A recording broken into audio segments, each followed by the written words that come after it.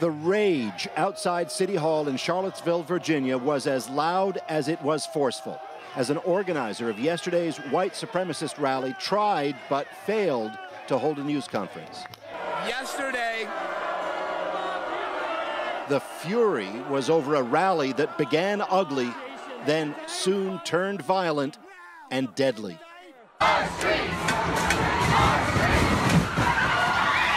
A woman was killed amid the many injured when a car was intentionally rammed into a crowd of people demonstrating against the white supremacists. This aerial shot shows the grotesque end of a chain reaction of vehicles. People are concussed, people are bleeding everywhere. They were doing chest compressions on a body. And as the scene today brought mourners, prayers, sorrow, and a call for forgiveness. And grace and forgiveness. No hate! No hate! It's clear the fury alongside the flowers was hardly confined to Charlottesville. Anti-white supremacy rallies were held today across the U.S. White silence is violent! While America also tried to make sense of Donald Trump's response to all of it. As he put it yesterday, we condemn in the strongest possible terms this egregious display of hatred, bigotry, and violence on many sides. On many sides.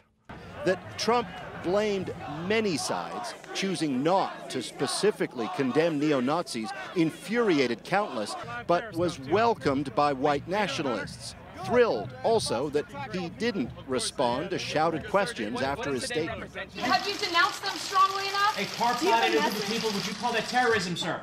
God bless you, Donald Trump, wrote one white supremacist online after watching him walk off silently.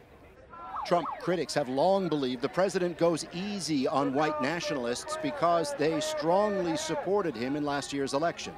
Today, Trump was slammed for that by those who live in Charlottesville. More should have been said. You need to call it what it is and stop playing around with it. Call it out. We're hurting.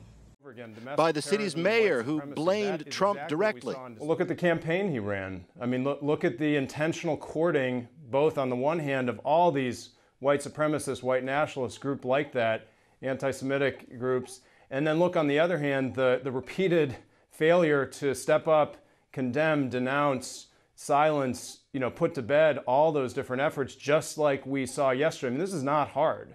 Today, Trump's new national security advisor said there will be more on this soon from the president. H.R. McMaster had his term for what went down in Charlottesville yesterday. I think what terrorism is the use of violence to incite terror and fear. And of course it was terrorism. And Heather, this is the road where it happened yesterday. The car came down this way, then reversed its way back up this hill in the video we've seen so many times. This has been a weekend that has left this city and country stunned, enraged, and saddened yet again. And Paul, the man who is accused of being in that car, we know he is from Ohio. So is it safe to say that people came to that protest from all over? Yeah, well, I was talking to a rector at a church not far from here who saw things unfold Friday night and then again Saturday. And he was telling me this afternoon that at one point he saw where he was at his church, this pickup truck coming down the road toward his church with 5 guys in the back with helmets and clubs, and they were making like Nazi salutes and things like that. And it seemed they saw police cars, so they kind of hit the brakes and squealed and turned Hollywood style, as he put it, and sped off in the other direction. In so doing, nearly hitting some people who were on the sidewalk. So even more injuries could have happened. But the car took off. But listen carefully to what he said after that. I can play just a little bit of our conversation here. Give a listen to what he said happened next.